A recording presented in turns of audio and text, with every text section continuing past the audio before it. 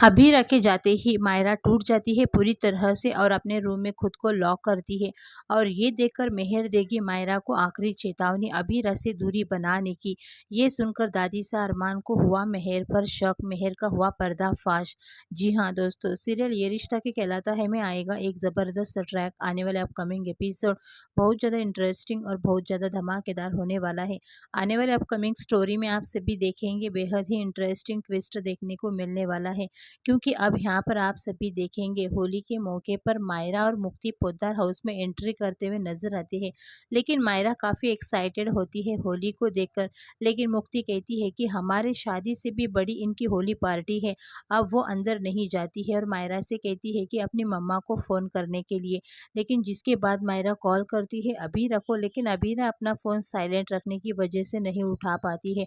और इधर सभी होली पार्टी एंजॉय कर रहे हैं और मायरा सबसे पहले अपने पापा के गले लगती है और अरमान को अपने फ्रेंड के बारे में बताती है। तभी आवाज़ देती है मुक्ति को, और जैसे ही मुक्ति का नाम सुनेगी मेहर, तो मेहर अब बड़ी साजिश रचती है।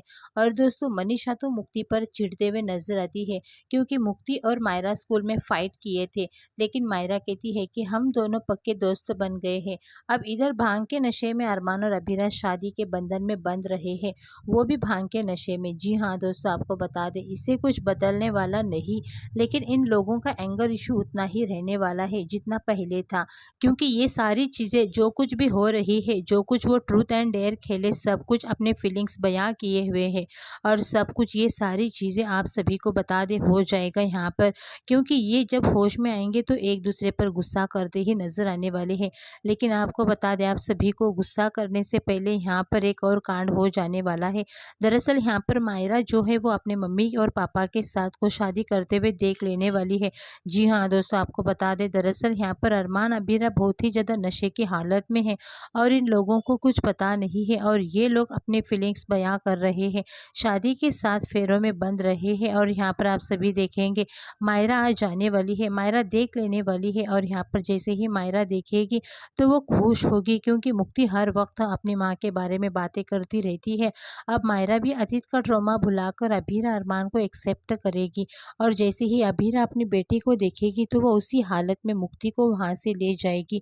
मायरा की लाख कोशिश करने पर भी नहीं रुकेगी अभीरा, क्योंकि विद्या बहुत ही चेतावनी दी थी अभीरा को। इस वजह से अब यहाँ पर मायरा गुस्से में अपने आप को रूम में बंद कर देती है और रोते हुए नजर आती है। वो पूरी तरह से टूट बिखर जाएगी। उसे उसी दिन का याद आएगा जिस दिन अभीरा मायरा को छोड़कर पोद्दार हाउस से चली गई थी।